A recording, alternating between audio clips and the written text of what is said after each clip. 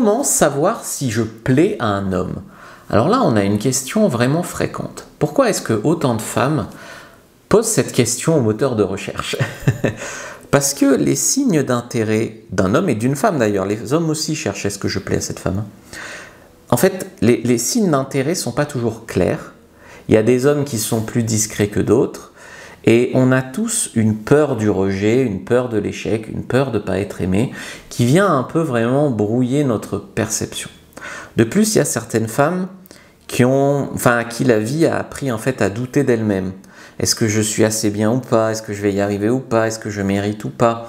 Et donc, en fait, elles cherchent des espèces de validation extérieure pour savoir si elles plaisent, si elles sont assez, etc., etc. Donc moi, ce que je vais te donner ici, c'est 3 niveaux d'intérêt à observer. Le premier niveau, ce sont les signes physiques et les signes non verbaux, en fait, que tu plais à un homme. C'est-à-dire les signaux qu'un homme donne à une femme qui lui plaît. Parfois c'est conscient, parfois c'est inconscient. Donc il y a un regard, il te regarde assez souvent. Même quand il ne parle pas, ou même quand tu n'es pas avec lui, de loin, tu sens son regard sur toi. Si tu es avec lui en rendez-vous, par exemple, tu vas voir qu'il va avoir tendance à se pencher en avant. Ou de manière générale, il va avoir tendance à chercher la proximité avec toi. C'est-à-dire te croiser, te voir, etc. Son corps va être ouvert, pas de trop bras croisés, pas tourné vers la porte de sortie, sortie d'urgence, être plutôt tourné vers toi, plutôt ouvert. Bon, après il y a des cas où le mec est très stressé, où il a peur, où il a froid, où il peut faire ça, mais généralement il va être plus ou moins ouvert. Il va faire attention à sa posture, tu vois, il va un peu bomber le torse, il va se recoiffer, il va faire ce genre de choses pour être beau. Il va sourire plus que d'habitude, il va rire à tes blagues, même tes blagues les plus moyennes, ça va le faire marrer si tu veux. Il va vouloir t'encourager, passer un bon moment, etc. Donc ça, c'est quand même des signes de non-verbal. Après, il y a tout ce qui est signe comportemental. Ce qu'il fait, ça dit parfois bien plus. Par exemple, les excuses pour venir te parler, les excuses pour te revoir. Des fois, les hommes, ils n'assument pas, tu me plais, hein. Du coup, ils disent quoi? Ils disent pour te donner les renseignements, je peux avoir ton numéro. Enfin, tu vois, ils trouvent des excuses pour te parler. Il y a beaucoup d'hommes qui sont très timides en face de toi. Après, ils arrivent, ils t'ajoutent sur Facebook, ils te chattent, tu vois.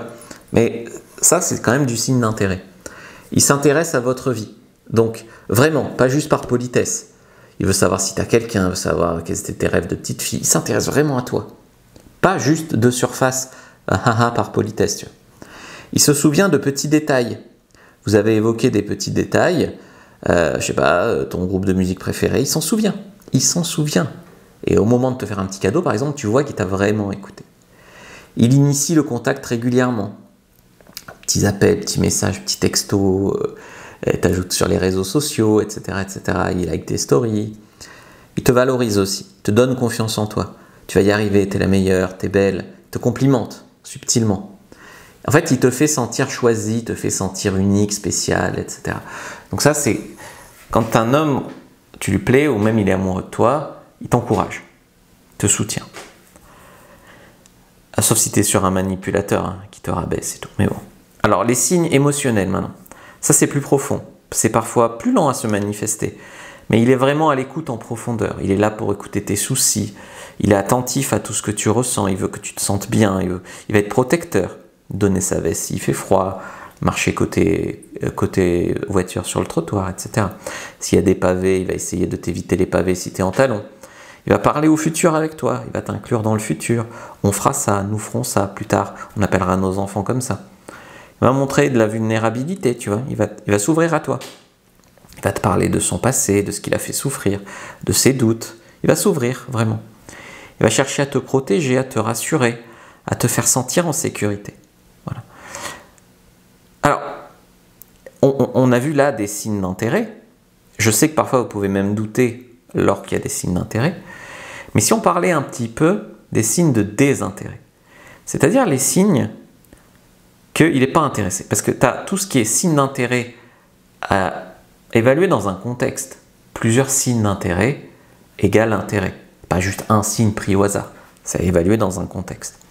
Maintenant, l'absence de signes de désintérêt, ou très peu de signes qui peuvent être vus comme du désintérêt, c'est important aussi. Alors, qu'est-ce que ça peut être? Un désintérêt ambigu, c'est parfois confondu avec de la timidité. Donc c'est, par exemple, un homme qui est inconstant. Un coup, il te drague, un coup, il t'envoie des messages et puis plus rien. Présent une semaine, distant pendant un mois et puis revient. Ça, c'est un homme, te flirte, tu viens voir s'il y a moyen de temps en temps, mais il n'est pas fou amoureux de toi, tu vois. Il pose aucune vraie question sur toi.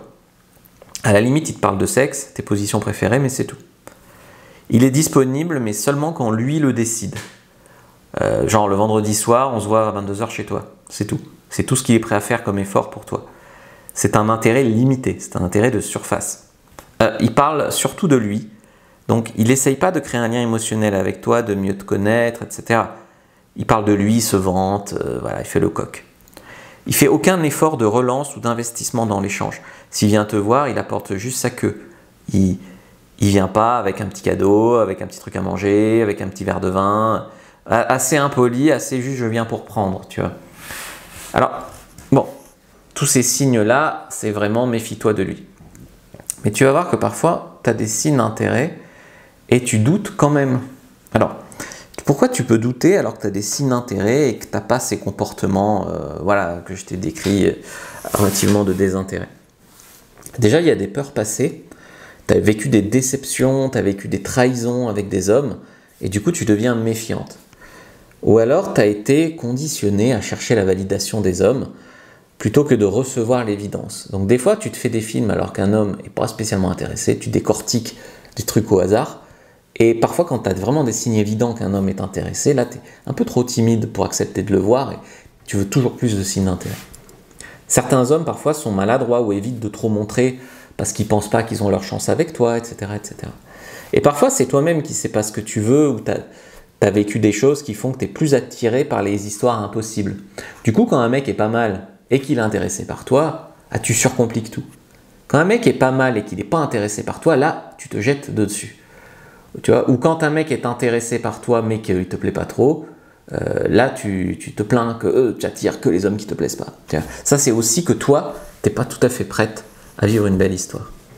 Alors, comment tu peux réagir maintenant si tu penses qu'un homme t'aime bien? Donc, c'est pas parce qu'il t'aime bien et peut-être tu l'aimes bien qu'il faut t'inférioriser. Garde tes standards. Reste cette femme qui choisit, qui décide. Donc il faut que tu sois réceptive à sa séduction sans être acquise. Il ne faut pas que la relation devienne déséquilibrée. Donc tu le fais s'investir, tu peux donner le change, mais tu ne commences pas à donner beaucoup plus que lui. Pose-lui des questions, teste-le. D'accord? Savoir s'il y a une copine, je sais pas, teste-le vraiment sur ses intentions. J'ai fait des vidéos sur le sujet, va les voir. Observe la cohérence entre ses mots et ses actions. Pas parce qu'ici il dit qu'il va t'appeler mais qu'il t'appelle pas par exemple. Tu observes le sérieux du mec, la constance. Et surtout, préserve-toi. C'est-à-dire, ne cours pas après un homme qui te fait beaucoup plus douter que ce qu'il t'apporte. Alors tu as forcément envie de vivre une belle histoire, il y a beaucoup de personnes comme ça. Mais si se comporte mal, si tu fais des insomnies, tu as une boule dans la gorge, tu as mal au ventre depuis que tu le connais, arrête tout, c'est pas un mec pour toi. Il faut qu'une histoire, tu sois contente, ça t'apporte, ça te donne de la force, pas ça te fasse souffrir sous prétexte que tu vibres. Et si tu plais pas à un homme qui te plaît, alors ça c'est quelque chose qu'il faut comprendre, c'est pas un rejet de ta valeur, d'accord, c'est juste que il n'y a pas de connexion avec ce mec-là. D'ailleurs, ça ne veut pas dire qu'il a raison, il peut passer à côté d'une belle histoire parce qu'il a aussi ses problèmes.